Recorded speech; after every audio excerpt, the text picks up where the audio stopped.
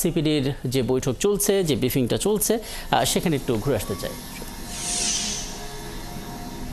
বরাদ্দটা দেখা যাচ্ছে বেশি, এখানে এই চিত্রের মধ্যে দেখা যাচ্ছে যে কিভাবে বাজেটের অংশ হিসাবে বাড়ছে, যে যুব এবং যুব মন্ত্রণালয় এবং খেলাধুলা, ইউথ অ্যান্ড স্পোর্টস মন্ত্রণালয় দুটো একসাথে, এবং এখানেও একটা বিষয় রয়েছে যে দুটোকে একসাথে করে দেওয়া হয়েছে। এখানে আলাদা করার প্রয়োজন রয়েছে, এটাও আলোচিত হয়েছে। সেখানে বরাদ্দগুলো কিন্তু মোট বাজেটের মধ্যে খুবই কম। এবং আরেকটি বিষয় হচ্ছে যে লেবার অ্যান্ড এমপ্লয়মেন্ট, সেখানেও কিন্তু 1% নিচে বরাদ্দগুলো রয়েছে। প্রকল্পের ক্ষেত্রেও এখানে আমরা দেখছি যে বহু প্রকল্প আছে, সেখানে যে সবসময় বরাদ্দ খুব যুক্তিযুক্তভাবে রয়েছে তা না।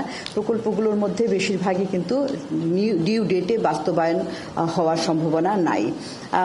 অনেক ধরনের আরও কর্মসূচি রয়েছে বিভিন্ন খাতে, বিশেষ করে যে আরএমজি এবং লেদার ইন্ডাস্ট্রির জন্য যে একটা প্রকল্প রয়েছে, সেটা এখনো পর্যন্ত অ্যাপ্রুভ করা হয়নি।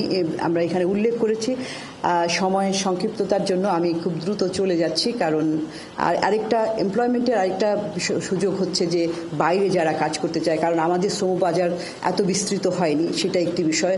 আমাদের অনেকেই বাইরে কাজ করতে যাচ্ছে, সেটাও বাড়ানো যেতে পারে, সেটি একটি বিষয়। আমরা বলেছি যে কত টাকা তাদের পিছনে খরচ হয়, সেখানে কিন্তু বরাদ্দ খুবই কম হচ্ছে এখানে। আর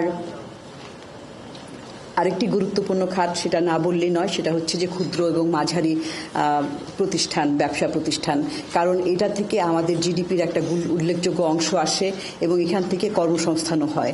কিন্তু আমরা দেখছি যে এই খাতের জন্য যে বিশেষ করে যে মিনিস্ট্রি অফ ইন্ডাস্ট্রি, শিল্প মন্ত্রণালয়ের যে বরাদ্দটা, সেটা 2026 অর্থ বছরে যে প্রস্তাব করা হয়েছে, মোট বাজেটের 0.24%, এবং অনেক দিন থেকে এটা কিন্তু একটা নেতিবাচক ধারার মধ্যে রয়েছে, যেটা কিনা এই এসএমই খাত এর জন্য, উন্নয়নের জন্য মোটেই একটা সহযোগী পদক্ষেপ নয়। কারণ আমরা জানি যে এসএমই খাতের বিশেষ করে অ্যাক্সেস টু ফান্ড খুবই একটা গুরুত্বপূর্ণ বিষয়।